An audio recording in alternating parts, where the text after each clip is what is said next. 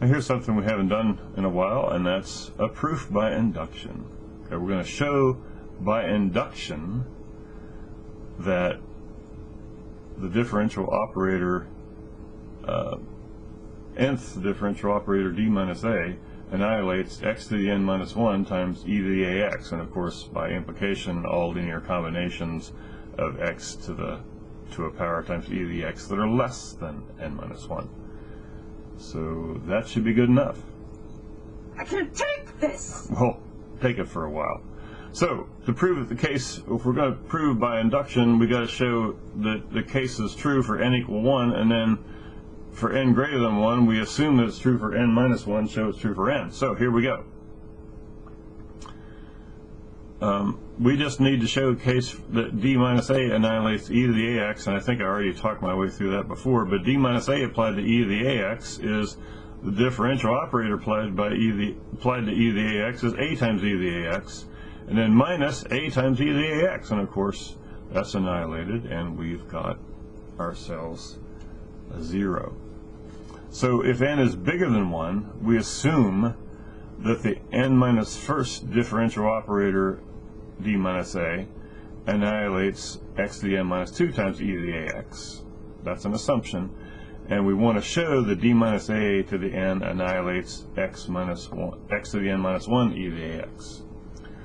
So, first of all, this operator could be thought of as d minus a times d minus a to the n minus 1. That's pretty straightforward. And so we could express this d minus a to the n times x to the n minus 1 times e to the ax. That's the thing we're trying to prove, right? Show that this annihilates this. But we could rewrite that as d minus a to the n times x to the n minus 2 times another x times e to the ax. And with a little application of algebra, we can call this, what we just wrote right here, we can say that this is equal to d minus a to the n minus 1 times x to the n minus 2, and then we've taken this x times e to the ax and put it out here. So we separated this into this and this, and we separated the x to the n minus 1 into x to the n minus 2 times this x. But it's just an algebra thing. Now d minus a, that's this part, applied to x times e to the ax is just the differential operator applied to x e to the ax by the product rule. First d second, that's x times e to the ax, plus second, sorry, that would be a x times e to the ax, plus second e to the ax d first, which is just 1.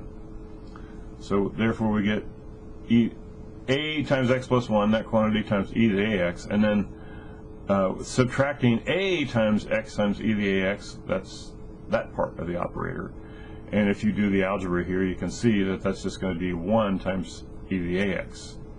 So substituting this back here, we get d minus a to the n minus 1 times x to the n minus 2 times our e to the ax that we just found, but we already knew that was 0 by our assumption. See, that was the assumption with this annihilates this. Well, that's what we have, and we've already assumed that that annihilates that. So since that is correct, then this did in fact annihilate x to the n minus 1 times e to the ax. So QED, we got it. That is our proof.